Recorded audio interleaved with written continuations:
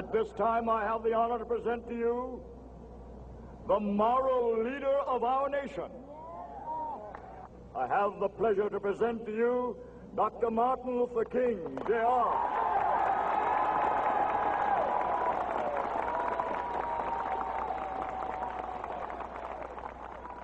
I am happy to join with you today in what will go down in history as the greatest demonstration for freedom in the history of our nation.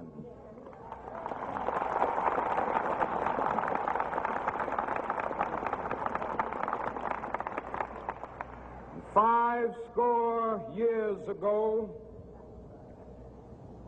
a great American in whose symbolic shadow we stand today signed the Emancipation Proclamation.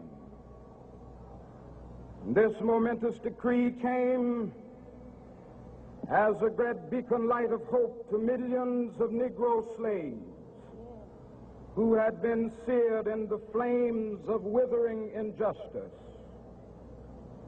It came as a joyous daybreak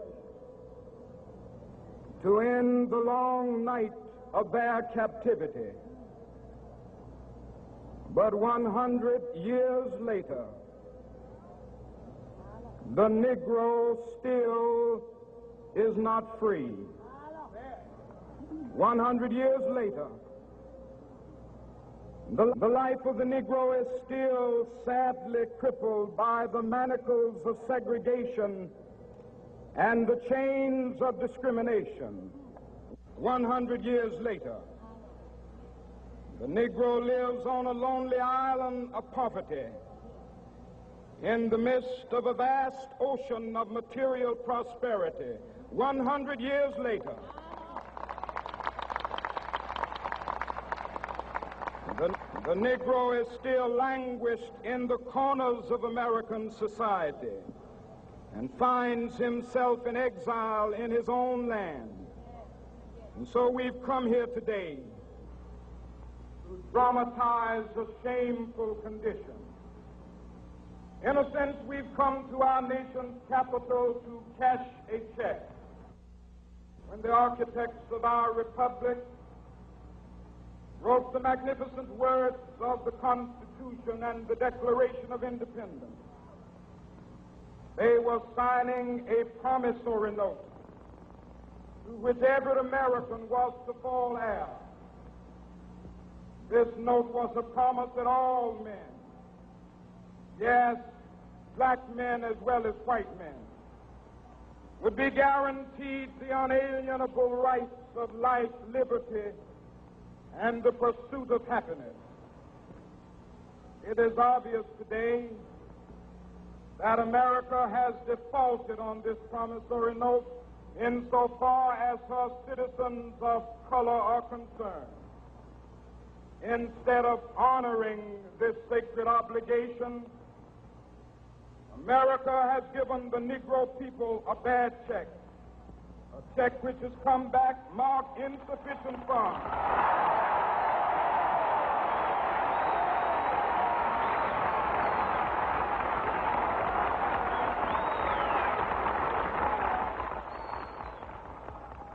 But we refuse to believe that the Bank of Justice is bankrupt. We refuse to believe that there are insufficient funds in the great vaults of opportunity of this nation. So we've come to cash this check, a check that will give us upon demand the riches of freedom and the security of justice.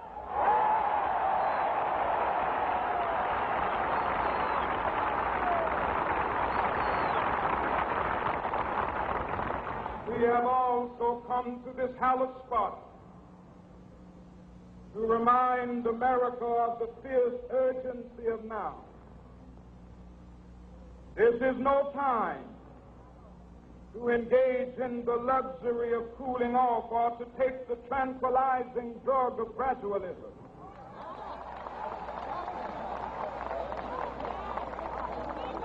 Now is the time to make real the promises of democracy. Now is the time to rise from the dark and desolate valley of segregation to the sunlit path of racial justice. Now is the time to lift our nation from the quicksands of racial injustice to the solid rock of brotherhood. Now is the time to make justice a reality for all of God's children. It would be fatal for the nation to overlook the urgency of the moment. This sweltering summit of the Negro's legitimate discontent will not pass until that is an invigorating autumn of freedom and equality. 1963 is not an end, but a beginning. Those who hope that the Negro needed to blow off steam and will now be content will have a rude awakening if the nation returns to business as usual.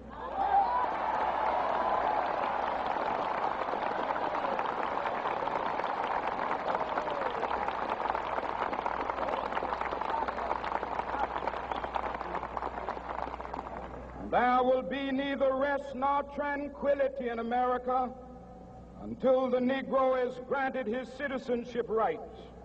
The whirlwinds of revolt will continue to shake the foundations of our nation until the bright day of justice emerges.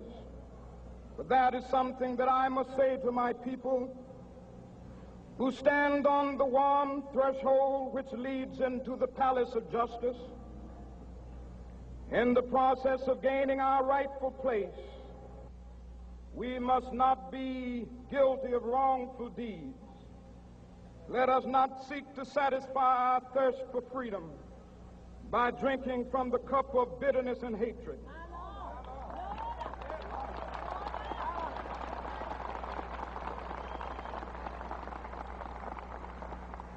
We must forever conduct our struggle on the high plane of dignity and discipline. We must not allow our creative protests to degenerate into physical violence. Again and again, we must rise to the majestic heights of meeting physical force with soul force. The marvelous new militancy which has engulfed the Negro community must not lead us to a distrust of all white people. For many of our white brothers, as evidenced by their presence here today, have come to realize that their destiny is tied up with our destiny.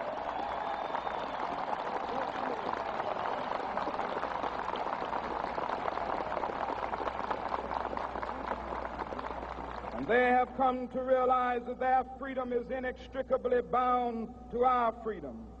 We cannot walk alone. And as we walk, we must make the pledge that we shall always march ahead. We cannot turn back. There are those who are asking the devotees of civil rights, when will you be satisfied? We can never be satisfied as long as the Negro is the victim of the unspeakable horrors of police brutality. We can never be satisfied as long as our body is heavy with the fatigue of travel, cannot gain lodging in the motels of the highways and the hotels of the cities.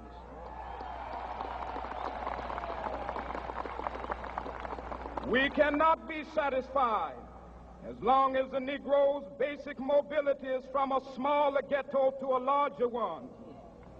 We can never be satisfied as long as our children are stripped of their selfhood and robbed of their dignity by signs stating for whites only.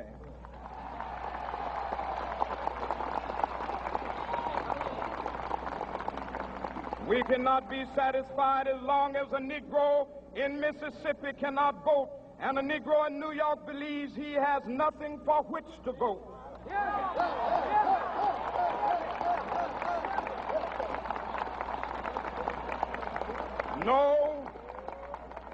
No, we are not satisfied, and we will not be satisfied until justice rolls down like waters and righteousness like a mighty stream.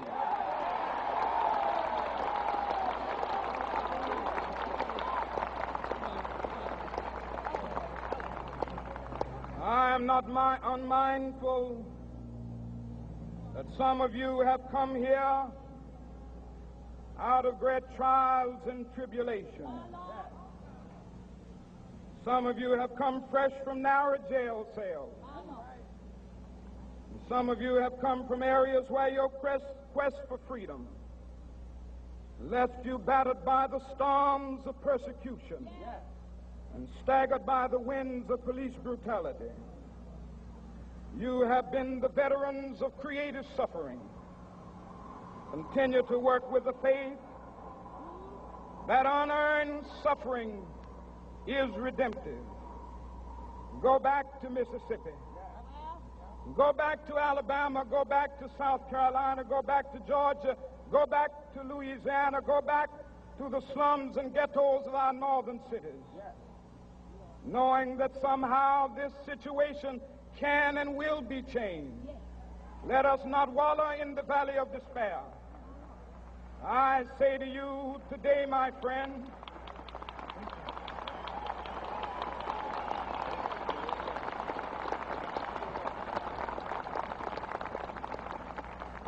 so even though we face the difficulties of today and tomorrow, I still have a dream.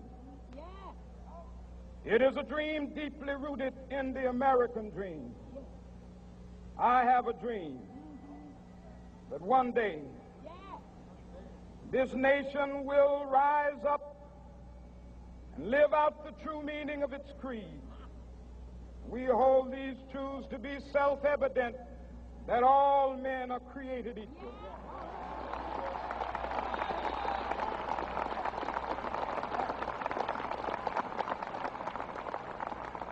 I have a dream that one day on the red hills of Georgia, the sons of former slaves and the sons of former slave owners will be able to sit down together at the table of brotherhood. I have a dream that one day, even the state of Mississippi, a state sweltering with the heat of injustice, sweltering with the heat of oppression, will be transformed into an oasis of freedom and justice. I have a dream that my 4 little children will one day live in a nation where they will not be judged by the color of their skin, but by the content of their character. I have a dream today.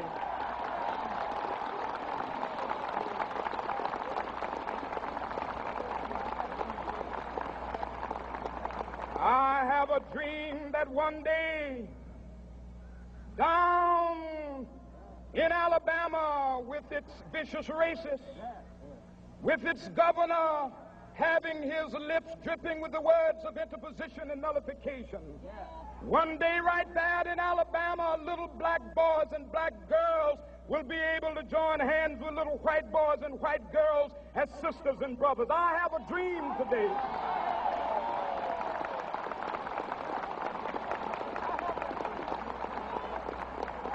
I have a dream that one day every valley shall be exalted, and every hill and mountain shall be made low. The rough places will be made plain, and the crooked places will be made straight, and the glory of the Lord shall be revealed, and all flesh shall see it together.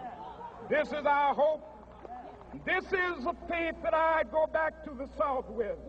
With this faith, we will be able to hew out of the mountain of despair a stone of hope. With this faith, we will be able to transform the jangling discords of our nation into a beautiful symphony of brotherhood. With this faith, we will be able to work together, to pray together, to struggle together, to go to jail together, to stand up for freedom together, knowing that we will be free one day. This will be the day. This will be the day when all of God's children will be able to sing with new meaning, "My country, 'tis of thee. Sweet land of liberty, of thee I sing. Land where my fathers died, land of the pilgrim's pride. From every mountainside Let freedom ring, and if America is to be a great nation, this must become true. And so let freedom ring from the prodigious hilltops of New Hampshire. Let freedom ring from the mighty mountains of New York. Let freedom ring from the heightening Alleghenies of Pennsylvania. Let freedom ring from the snow-capped Rockies of Colorado. Let freedom ring from the curvaceous slopes of California. But not only that, let freedom ring from Stone Mountain of Georgia. Let freedom ring from Lookout Mountain of Tennessee. Let freedom ring from every hill and molehill of Mississippi, from every mountainside. Let freedom ring, and when this happens, and when we allow freedom ring, when we let it ring from every village and every hamlet, from every state and every city, we will be able to speed up that day when all of God's children, black men and white men, Jews and Gentiles, Protestants and Catholics, will be able to join hands and sing in the words of the old Negro spiritual, free at last, thank God Almighty, we are free at last.